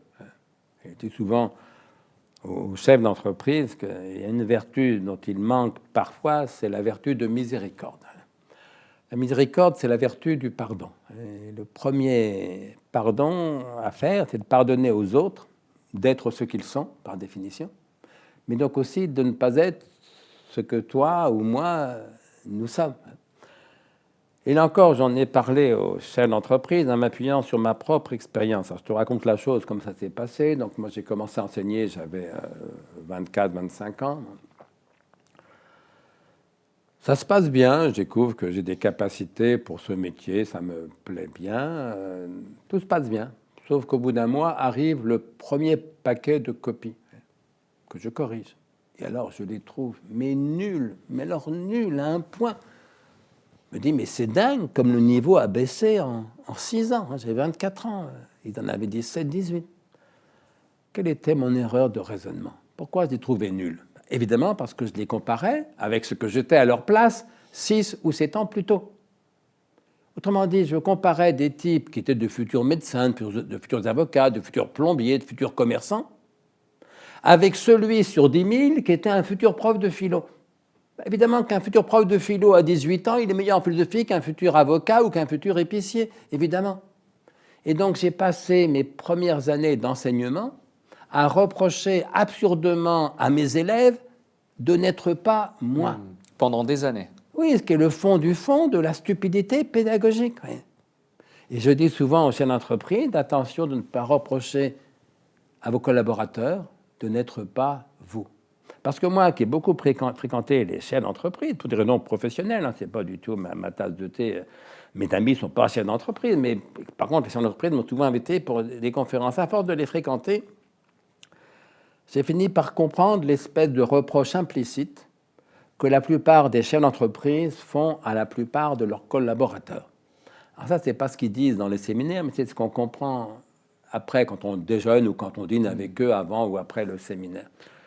Alors je vais te dire, le reproche implicite que la plupart des chefs d'entreprise font à la plupart de leurs collaborateurs, c'est que décidément, la plupart de leurs collaborateurs n'ont pas les qualités d'un bon chef d'entreprise. Je leur dis toujours qu'en effet, ça me paraît plausible. Parce que si leurs collaborateurs avaient les qualités d'un bon chef d'entreprise, ils ne seraient pas leurs collaborateurs, ils seraient leurs collègues, leurs concurrents. Et donc, il y a un moment, quand on est chef d'entreprise, où il faut accepter que ces collaborateurs n'aient pas les qualités d'un bon chef d'entreprise. Parce que tout le monde n'est pas formaté pour être chef d'entreprise. Donc, c'est un milieu que moi, je connais bien, pour lequel j'ai plutôt de la sympathie. Ils sont pleins de courage, de dynamisme, d'inventivité. Il y a un goût du risque aussi que tout le monde n'a pas. Et je ne leur reproche pas du tout d'être ce qu'ils sont, mais je leur dis attention, vous ne pouvez pas espérer vivre dans un monde où tout le monde a les qualités d'un bon chef d'entreprise. Donc voilà, savoir accepter les autres tels qu'ils sont, si possible les aimer tels qu'ils sont, mais au moins les accepter, les respecter tels qu'ils sont. Ce que j'appelle la vertu de miséricorde, ça fait partie des vraies vertus managériales. Peux-tu développer justement le sujet de la miséricorde ? C'est ça, la miséricorde, vertu du pardon, parce qu'on dit toujours, il faut aimer les gens tels qu'ils sont. Oui, mais si tu les aimes pas tels qu'ils sont, tu les aimes pas du tout. C'est aussi bête que ça. Voilà. Et donc, plutôt que de reprocher aux gens d'être ce qu'ils sont, il faut les aider à progresser. Alors, c'était une belle formule de Marc Aurèle, grand manager. Il était quand même empereur romain au moment où l'Empire romain, en plus, c'était la plus grande extension de son histoire. Et philosophe, en même temps philosophe stoïcien en l'occurrence. Et dans ce livre qu'on appelle Les pensées de Marc Aurèle, il écrit exactement ceci: si tu peux les éduquer, éduque-les. Si tu ne peux pas les éduquer, supporte-les. Formidable formule pour un manager. Si tu peux éduquer tes collaborateurs, les faire progresser, les faire avancer, fais-le. Si tu n'y arrives pas, il te reste à les supporter. Alors, la différence, c'est que le chef d'entreprise, il peut licencier ses collaborateurs, alors que Marc Aurèle, en tant qu'empereur, ne pouvait pas licencier les membres de son empire. Et oui, le licenciement, en respectant scrupuleusement le code du travail, ça va de soi, mais ça fait partie des droits du chef d'entreprise. Mais pour tous ceux qui sont dans la boîte, il faut les supporter d'abord, c'est-à-dire accepter qu'ils soient ce qu'ils sont. Et en plus, la seule façon de les faire progresser, donc de les éduquer dans le langage de Marc Aurèle, c'est d'abord d'accepter qu'ils soient ce qu'ils sont. Il y a une formule de Woody Allen, pas dans un film, mais dans un de ses recueils d'aphorismes que j'ai souvent cité, là encore, au chef d'entreprise. Woody Allen écrit ceci, joliment, drôlement: la seule chose que je regrette, c'est de ne pas être quelqu'un d'autre. Oui, tu regrettes tout, alors, effectivement. Et je dis souvent à chef d'entreprise, attention de ne pas demander à vos collaborateurs de devenir quelqu'un d'autre. Parce que là, vous les tuez ou vous les rendez fous. Il n'y a rien de plus angoissant. Et donc voilà, oui, il faut les aider à avancer, à progresser, mais pour les aider à avancer, à progresser, il faut d'abord accepter qu'ils soient ce qu'ils sont. Et donc, ne pas leur reprocher d'être ce qu'ils sont, ne pas leur demander d'être ou de devenir quelqu'un d'autre. Voilà, et voilà, tout ça, ça fait partie de la vertu de miséricorde, mais qui est en vérité la vertu d'acceptation. C'est-à-dire que le premier mot de toute sagesse, c'est oui. Pas oui, tout est bien, mais oui, tout est. Voilà. Prendre acte du fait que le réel est ce qu'il est. Après, on pourra voir comment faire pour le transformer, mais si tu n'acceptes pas d'abord qu'il soit exactement ce qu'il est, tu te racontes des histoires, tu te voues à la crainte, à l'espoir, à l'insatisfaction, au ressentiment, etc. Voilà ce premier mot de la sagesse, oui. Mais encore une fois, non pas le oui de l'approbation, tout est bien. Le oui de l'acceptation. Ce n'est pas du tout la même chose, et souvent les gens confondent les deux. Je me souviens d'une de mes amies, Christina Casterman, qui est morte d'un cancer. Et à un moment, on participait à un séminaire ensemble. Et elle était déjà très malade, elle savait qu'elle allait mourir. Et elle nous a dit de sa voix déjà fatiguée, parce qu'on parlait d'un séminaire autour de la spiritualité, du zen, du zazen, etc., de la méditation. On parlait le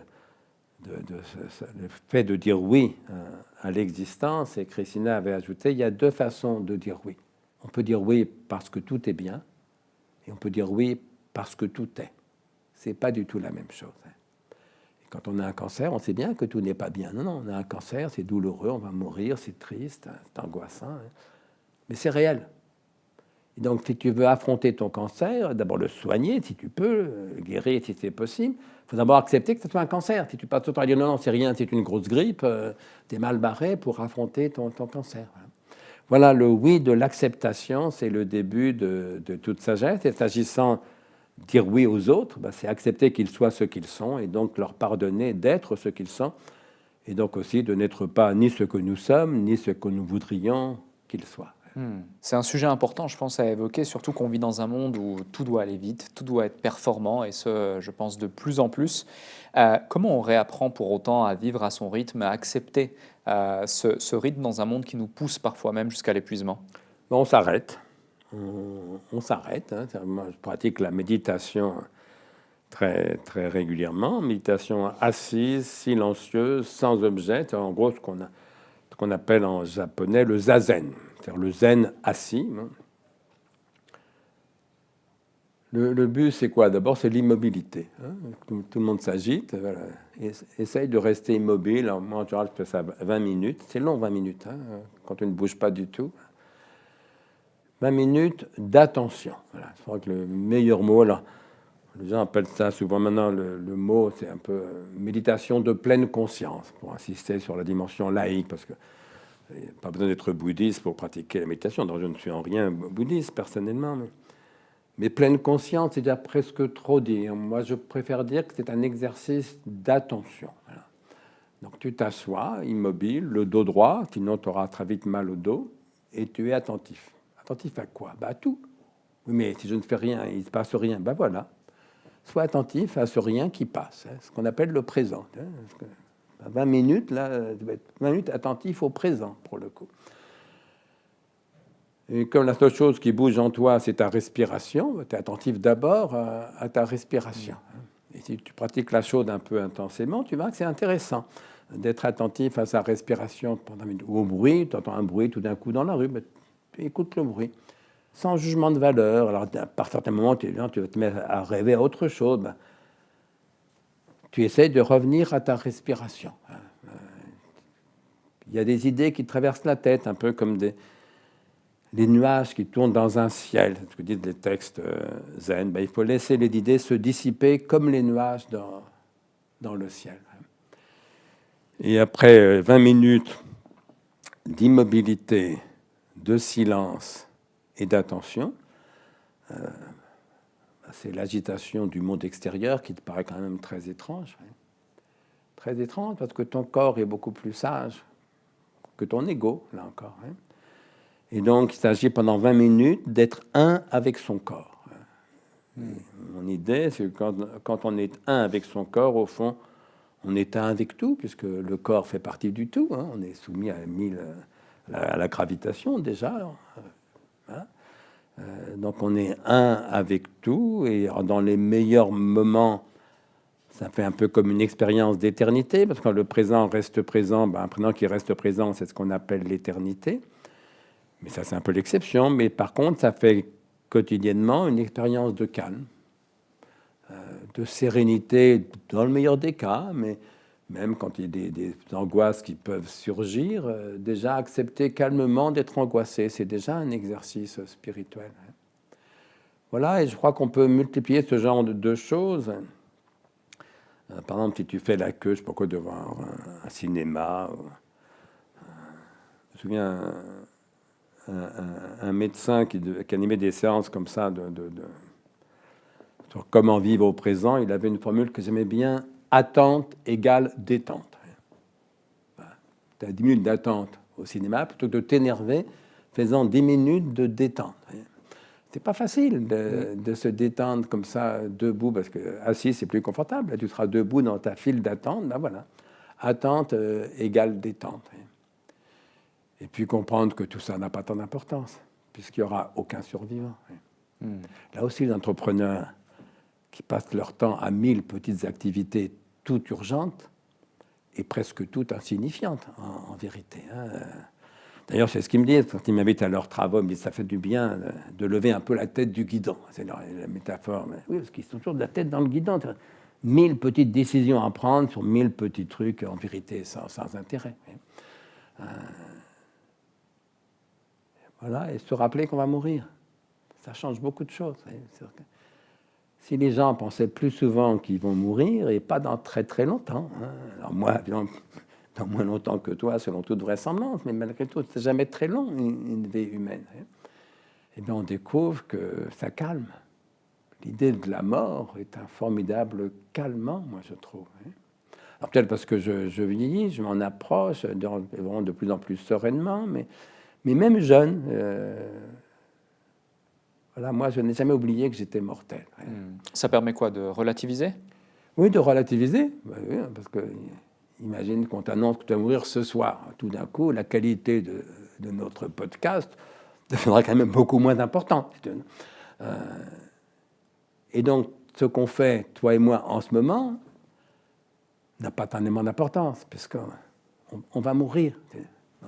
Mais du même coup, bien loin que ça nous amène à gâcher, à bâcler le travail, bon, si quitte à le faire, tant qu'on n'est pas mort, faisons-le le mieux possible. Et la certitude de la mort, moi, me pousse plutôt à le faire bien. Voilà. Parce que justement, on va pas faire des podcasts indéfiniment. Et s'il fallait faire des podcasts pendant 50 000 ans, ça serait mortellement ennuyeux.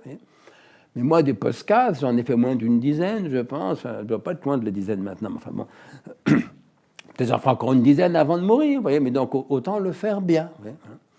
Voilà, moi, je crois beaucoup ça. Je crois beaucoup à la faculté stimulante de l'idée de la mort. C'est-à-dire ce qu'a dit André Gide, une formule que j'ai très souvent citée. C'est un livre que j'ai lu dans ma jeunesse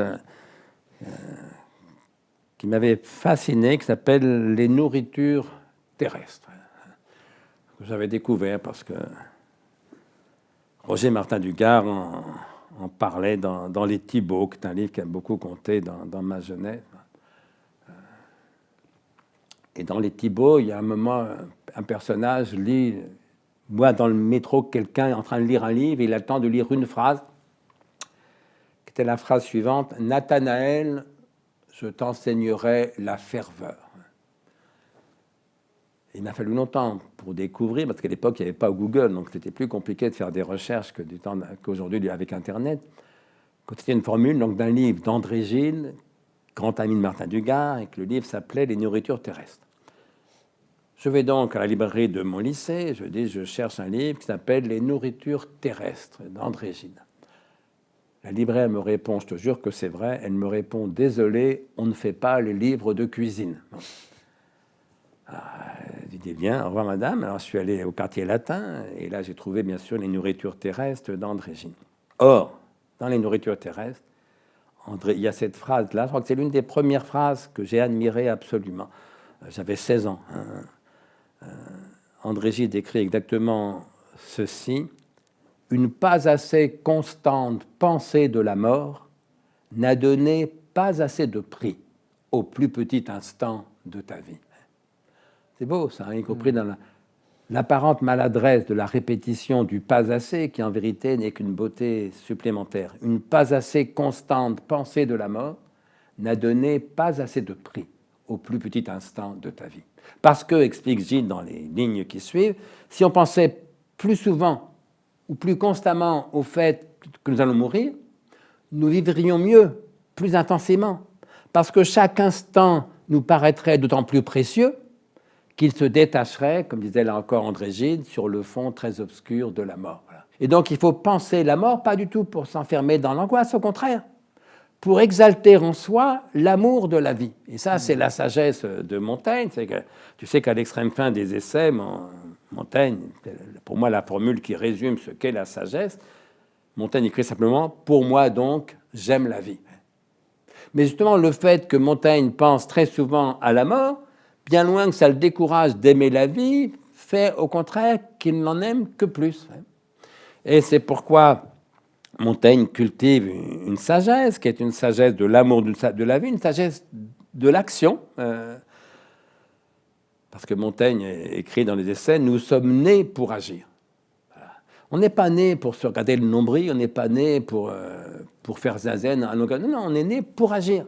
Le zazen, ça peut aider à agir mieux. D'ailleurs, dans les arts martiaux japonais, c'est très important que la capacité du zen à déboucher sur une logique de l'action, précisément.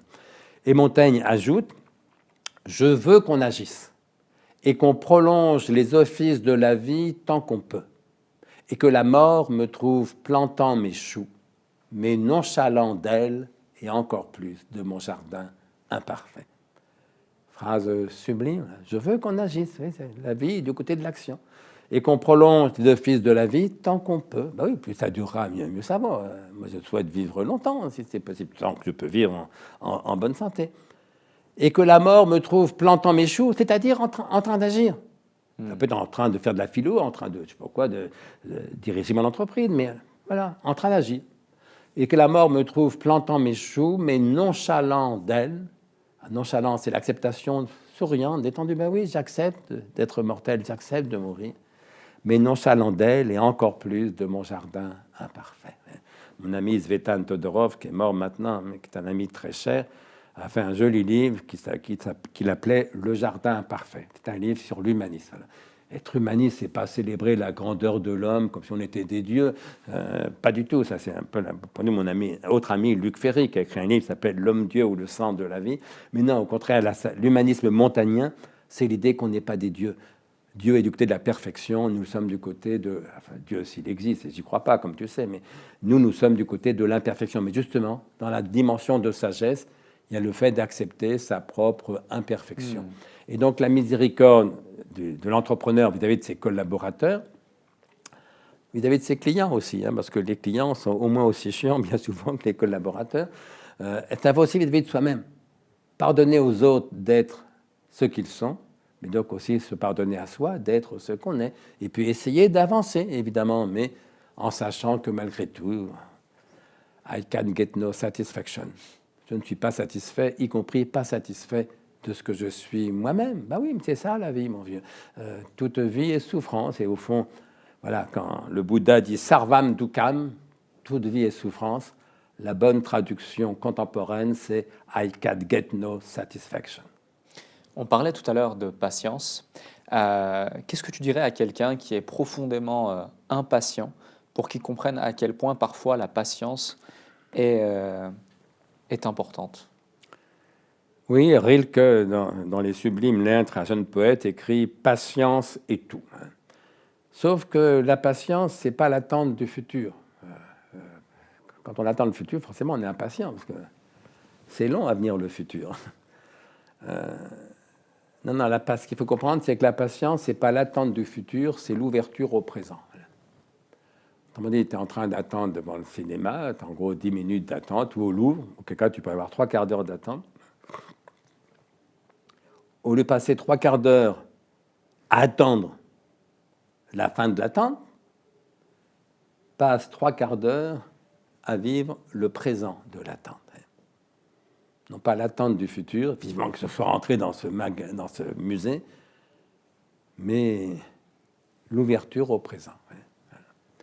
C'est ça la vraie patience. Autrement dit, la patience est une vertu présente, d'acceptation du présent et de la lenteur du présent. Et moi, je suis très impatient, donc je fais des leçons faciles, c'est de la parole. Mes gamins seraient là, ils se foutraient de ma gueule. Parce que quand ils nous amènent au restaurant, dès qu'il y a 5 minutes d'attente, je m'énerve. faites ce que je dis, ne faites pas ce que je fais. C'est-à-dire que c'est plus facile de célébrer la patience que d'en faire preuve. Donc je suis impatient, mais rien de plus. Quand je suis quelqu'un d'impatient, je sais bien quelle est la faiblesse de l'impatience, c'est qu'il devrait être déjà à la fin du processus. Il devrait déjà être au dessert. Mais attends, on n'a pas encore servi l'entrée. Prends le temps d'attendre l'entrée et puis après de manger l'entrée. Voilà. Comprendre que la patience, c'est l'ouverture au présent, je dirais presque l'art de déguster le présent et la lenteur du présent. Ah, que la vie est lente et que l'espérance est violente. Et c'est Apollinaire, je crois, qui dit ça. Ben voilà, la patience, c'est l'art d'apprécier la lenteur de la vie. Et justement, la majorité des entrepreneurs vivent dans l'urgence. L'urgence de trouver un nouveau client, l'urgence de mettre en place ça, l'urgence de devoir régler ce problème qu'on aurait déjà dû régler hier. Donc, il y a l'impatience et il y a l'urgence. En quoi cette obsession de tout de suite détruit la clarté et la qualité de vie, selon toi? Ben, ça me fait penser à la formule d'un urgentiste, que j'avais fait une conférence pour des urgentistes sur l'urgence. Et l'un d'eux me citait la formule de son patron quand il était interne. La formule était quoi? Oui. Ne va pas trop vite. On est pressé. Et quand on est urgentiste, on n'a pas le droit de faire 3 fois la même chose. Donc il faut prendre le temps de la faire bien du premier coup. Et donc l'urgence, non seulement ce n'est pas la même chose que la précipitation, mais la véritable urgence, c'est ce qui interdit la précipitation. Et je pense que beaucoup de chefs d'entreprise, effectivement, mais enfin, on est tous pareils, ça vaut pour moi aussi. Très souvent, on prend pour de l'urgence quelque chose qui n'est que de la précipitation. Parce que ce qu'on fait de vraiment important dans une journée, je ne suis pas sûr que ça y en ait. Il y a tant de choses que ça. Il y a beaucoup de choses pas très importantes qu'il faut faire quand même. Hein. Évidemment, je ne dis pas que les gens ne font rien. Mais je crois que très souvent, on s'illusionne sur l'urgence prétendue de ceci ou de cela. Et un bon réflexe à se poser, une bonne question à se poser, c'est oui, mais si je mourais dans 2 heures, qu'est-ce que je penserais de cette urgence-là? Est-ce qu'elle aurait encore de l'importance? En gros, non. C'est ça. Alors, on ne va pas mourir dans 2 heures, on va mourir dans 10 ans, 20 ans, peut-être pour moi, peut-être 40 ans ou 50 ans pour toi. Bon, mais voilà, on va mourir, quoi. Et du même coup, la lenteur du présent devient bien plus précieuse. Oui, c'est aussi quelque chose que la méditation aide à éprouver, à s'imposer 20 minutes quotidiennes d'immobilité, de silence et d'attention. Il m'arrive de dire, pour résumer l'esprit du zazen ou de la méditation, c'est quoi pratiquer la méditation? C'est quoi? C'est ne rien faire, mais à fond. Voilà. Eh bien, prendre 20 minutes pour ne rien faire, mais à fond, ça relativise les urgences. On a beaucoup parlé justement de plein de petites actions, de plein de choses qu'on doit faire au quotidien et qui peut-être parfois n'ont pas beaucoup de valeur.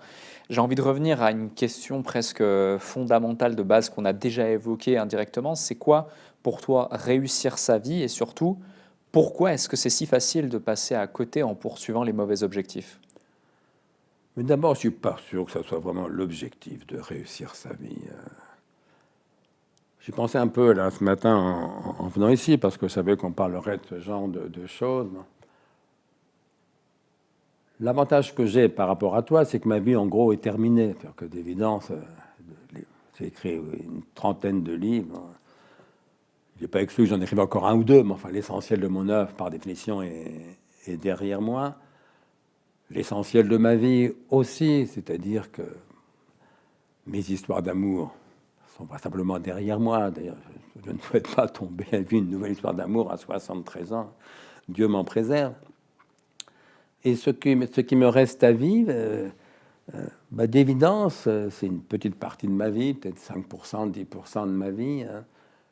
Et sans doute pas les 5 ou 10% les plus intéressants, parce que la jeunesse est quand même plus intéressante souvent que la vieillesse. Mais l'avantage que j'ai, c'est que voilà, je sais maintenant ce qu'aura été ma vie au bout du compte. Alors, je ne sais pas ce qu'elle va être dans les années qui viennent, mais voilà, derrière moi, j'ai 73 ans bien tassés, bientôt 74. Je sais ce que j'aurais vécu. Et donc, je vais pouvoir répondre à la question, est-ce que j'ai réussi ma vie? J'en sais rien. J'en sais rien, et même la question me paraît en vérité dérisoire. Parce que je voulais être écrivain, effectivement, je suis écrivain, philosophe, je suis philosophe, j'ai publié une trentaine de livres qui en plus ont eu du succès, je suis, tu l'as dit, traduit en plus de 20 langues dans le monde, etc. Bon. Oui, mais j'aurais pu faire mieux, j'aurais pu faire moins bien. Je ne sais pas trop ce que ça veut dire, réussir sa vie. Alors, il y a quelques cas de réussite spectaculaire, j'en connais un qui me fascine toujours un peu, c'est Victor Hugo. Qui, quand il avait 16 ans, a écrit dans un journal intime « Je veux être Chateaubriand ou rien ». Et ce connard, il a été Victor Hugo, c'est-à-dire beaucoup mieux que Chateaubriand. Ça, c'est exceptionnel comme réussite. Il prend le plus grand écrivain de son temps, Chateaubriand, il dit « Je veux être Chateaubriand ou rien », et il est beaucoup mieux que Chateaubriand. Je pense que Victor Hugo pouvait se dire « J'ai réussi ma vie ». Et puis très vite, j'aurais compris que ce n'est pas la vraie question, je vais y revenir. Mais moi, quand j'avais 16 ans, j'aurais pu me dire, je veux être, peut-être pas, mais 18 ans, quand j'ai découvert la philosophie un peu sérieusement en terminale, je voulais être romancier et philosophe, j'avais commencé à virer ma cutie, j'aurais pu dire, je veux être Sartre ou rien. Et je suis comme Sponville. C'est-à-dire moins bien que Sartre, évidemment. D'abord, moi, je n'ai pas écrit les romans, les philosophes que Sartre a écrit. Lui, il a été et philosophe et écrivain. Et moi, j'ai renoncé au théâtre, au roman. Et puis, je pense pas que mon œuvre philosophique soit à la hauteur de l'œuvre de Sartre, si vous voulez. Alors, c'est quoi Oui, j'ai publié 30 livres. Mais c'est quand même moins bien que Sartre. Et tellement moins bien que Victor Hugo. Voilà, donc... tout ça, c'est du relatif. On peut échouer sa vie rater sa vie plus que je ne l'ai fait moi-même. On peut la réussir mieux que je ne l'ai fait moi-même. Mais surtout, c'est là où je voulais en venir, ça ne me paraît pas la bonne question. Quelle est la bonne question? La bonne question, c'est quand il n'y a plus de questions du tout. C'est-à-dire quand il y a l'acceptation. Mais t'imaginer le Christ sur la croix se dire, quand même, j'ai réussi ma vie. Quel sens ça a? On n'est pas sur Terre pour réussir sa vie, on est sur Terre pour vivre, voilà, c'est ça. Et donc la bonne question, c'est est-ce que tu vis encore, quoi, Même Christina Casterman disait à son mari, Jacques Casterman, qui est un ami très proche, quasiment sur son lit de mort, donc le pauvre Jacques, il était en larmes, mais non, sa femme était en train de mourir. Et Christina lui dit, mais Jacques, je ne suis pas en train de mourir, je suis en train de vivre. La bonne question, c'est ça, est-ce que tu vis ou pas? La réponse est oui, voilà, vis. Et puis arrête de te poser la question de la réussite. Et donc les gens que j'admire, c'est des gens qui sont vivants, quoi. Pas des gens qui ont réussi leur vie, pas forcément non plus des gens qui sont heureux. Il faut aussi un petit peu remettre en cause cette espèce de mode exagéré du bonheur. Moi, les gens que je préfère, mes meilleurs amis, ils n'ont pas réussi mieux que les autres, ils ne sont pas plus heureux que les autres, certains le sont moins, mais ils sont plus vrais, ils sont plus vivants, ils sont plus aimants, ils sont plus simples. Ça, c'est des vraies vertus. Ils mentent moins. Une bonne question, c'est est-ce que tu mens ou est-ce que tu dis la vérité à toi-même? Est-ce que tu as réussi ta vie? Qu'est-ce que ça veut dire? Voilà, donc j'ai réussi des choses, j'en ai raté d'autres. J'ai réussi moins bien que ce que j'espérais faire quand j'avais 16 ans, mais beaucoup mieux que ce que je croyais pouvoir faire quand j'en avais 24. Alors, tout dépend à quoi on se compare. Merci André pour cet échange et tout ce que tu as partagé. J'ai une dernière question à te poser, mais avant ça, si vous avez apprécié cet épisode autant que je n'ai eu de plaisir à l'animer, comme à chaque fois, faites-le nous savoir en le partageant évidemment, en nous mettant des commentaires sous cette vidéo et en mettant 5 étoiles sur la plateforme de streaming préférée si vous nous écoutiez au format audio. André, est-ce que tu peux nous partager le déclic qui a fait toute la différence dans ta vie, que tu n'as pas encore partagé dans cette interview, que peut-être tu n'as jamais partagé? Un déclic qui peut être une simple phrase, une citation, quelque chose de positif, quelque chose de moins positif, peu importe, tu as carte blanche pour le mot de la fin. Je l'ai déjà évoqué, hein, c'est la fameuse formule de Baudelaire dans ses notes intimes. Il faut travailler, sinon par goût, du moins par désespoir. Tout compte fait, travailler est moins ennuyeux que s'amuser. Quand j'ai lu ça, je me suis mis au travail. La règle étant, tous les matins à 8 heures, à ta table de travail. À l'époque, j'étais célibataire, donc ça ne dépendait que de moi. C'est un déclic, mais il y a eu d'autres déclics. Il y a eu le déclic de perdre la foi. Moi, j'étais catholique fervent jusqu'à l'âge de 16-17 ans, puis je perds la foi. Alors, pas en un déclic, ça s'est étalé sur quelques mois, mais quand je me suis retrouvé athée, tout d'un coup me paraissait plus simple, plus léger. Je n'ai pas perdu la foi dans l'angoisse, au contraire, dans un grand moment de simplicité. Ça me fait penser rétrospectivement à cette expérience que j'ai souvent vécue, que tu sais, quand tu vas dans un colloque, surtout quand c'est en province ou à l'étranger, tu vas dormir à l'hôtel, tu passes ton temps à rencontrer des tas de gens, tu serres des mains, tu souris à tout le monde, tu fais semblant d'être intelligent, bon, tout ça est très fatigant. Et puis tout d'un coup, tu te retrouves dans ta chambre d'hôtel, tu fermes la porte et tu te dis « enfin seul ». Sans S, comme disait joliment Jules Renard dans son sublime journal. Enfin seul, sans S. Eh bien, quand j'ai perdu la foi, le sentiment que j'ai eu, mais à l'époque, je n'avais pas encore lu Jules Renard, mais c'était ça, enfin seul, sans S. J'étais libéré du regard de Dieu, qui complique tout. Alors maintenant, mes amis chrétiens me disent, oui, mais le regard de Dieu, c'est un regard d'amour. Mais justement, c'est ça le pire. Lequel d'entre nous pourrait accepter de vivre en permanence sous le regard de sa mère? Mais ça serait insupportable, ça serait l'enfer.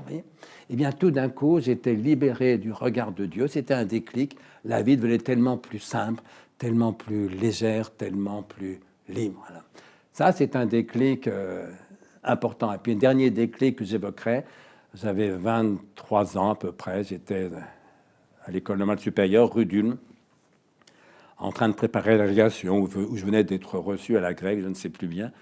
Et je me revois dans un couloir de l'école me dire « Je ne vais pas attendre la révolution pour commencer à être heureux ». Parce qu'on n'a pas parlé de politique, mais à l'époque, j'étais membre du Parti communiste, donc je me vivais comme militant révolutionnaire, là encore avec beaucoup de sincérité, de niaiserie, me semble-t-il maintenant rétrospectivement, mais de façon très, très sincère. Et le moment où je me suis dit « Je ne vais pas attendre la révolution pour être heureux », c'est le moment où je me réconciliais avec la philosophie. C'est-à-dire que faire son bonheur, il ne faut pas compter sur l'État pour faire notre bonheur. L'État est là pour combattre le malheur, et c'est très important. C'est pour ça qu'il faut faire de la politique. Mais s'agissant de son bonheur, ça ne dépend pas de l'État, ça ne dépend pas de la révolution, ça dépend de nous. Et donc, quand je me suis dit, ben voilà, je ne vais pas attendre la révolution pour commencer à être heureux, ça me rapprochait d'Épicure et de toute la tradition philosophique qui nous apprend, c'était mon point de départ, qu'il s'agit de penser mieux pour vivre mieux. Et au fond, je ne suis pas trop mal parvenu. Merci André. Merci à toi.